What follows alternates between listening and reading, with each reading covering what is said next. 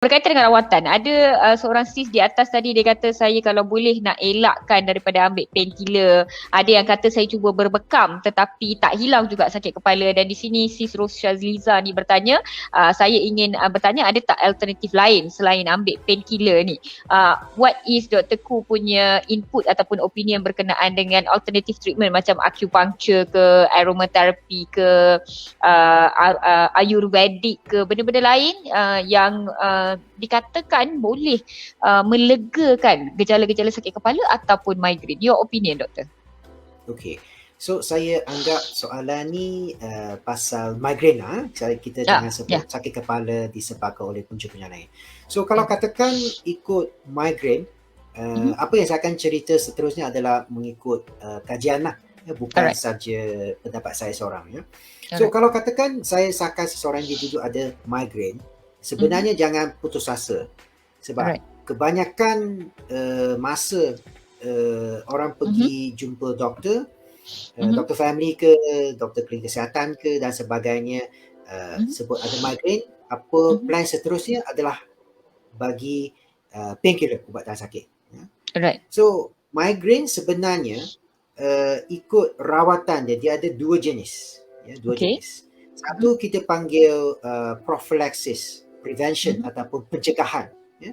Satu adalah kecemasan ataupun emergency. Maksud ini termasuk painkiller ya. Emergency ni painkiller. Maksud kalau katakan sakit kepala sangat, you akan makan ubat painkiller, apa-apa je lah, Panadol, Synflex, Ponstan, Cerebrax, Acoxia, ataupun straight you pergi ke kecemasan ataupun klinik untuk dapat suntikan lagi cepat. So itulah kecemasan, emergency, sakit masa itu.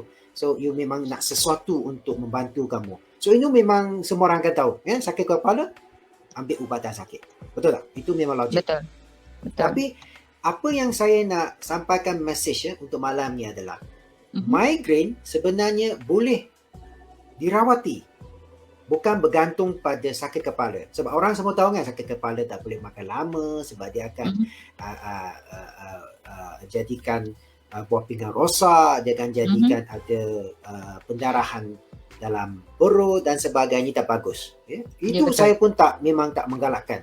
Kalau bagi pesakit-pesakit yang jumpa saya disebabkan oleh migraine, semua tahu Dr. Khoo ni memang ketekut. Mengapa? Sebab balik je tak ada ubat tahan sakit.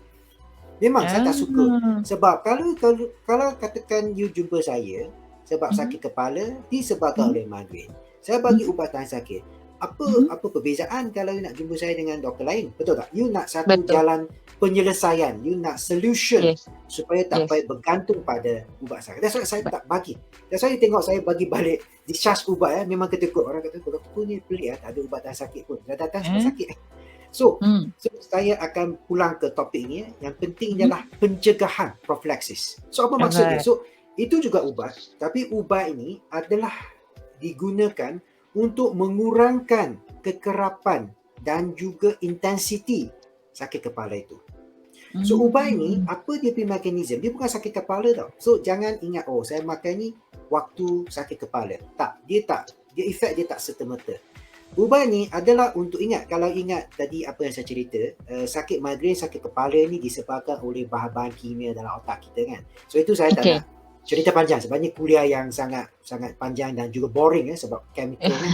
So ubat ni adalah untuk mengawal bahan-bahan kimia ni, saraf-saraf ni, supaya kamu tak akan asyik rasa sangat sensitif, sangat cepat dapat sakit kepala. So syarat dia ubat ni kena makan tiap hari untuk mencegah supaya kalau dalam 1 bulan, contohlah 1 bulan sebelum jumpa Dr. Khoo, sakit kepala macam tiap-tiap hari ataupun selang sehari. So mungkin ada 15 hari lah dalam sebulan ni sakit kepala. Lepas makan ubat ni, dah kurang sikit, mungkin seminggu jadi sekali.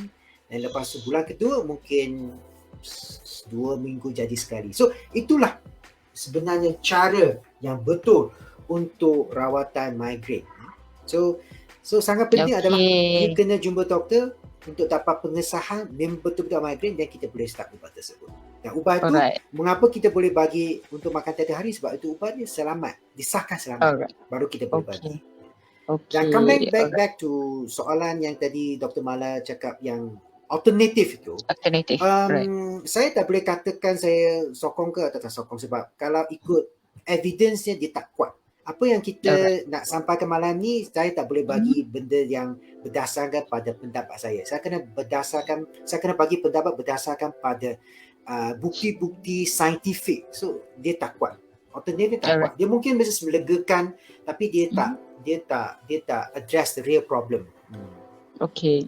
Alright. Okay. So rawatan alternatif masih tak ada bukti yang kukuh lah. Bukti Alright. saintifik yang kukuh. Ya betul. Ya. Alright. Okay. Tapi do you discourage them? Do you say no or is it okay? Saya tak. Depends. You boleh cuba. Tapi kalau katakan you nak guna cara ni untuk menghilangkan migraine ataupun sakit kepala disebabkan migraine, mungkin dia tak berapa membantu. Itu je saya nak kongsikan. Alright.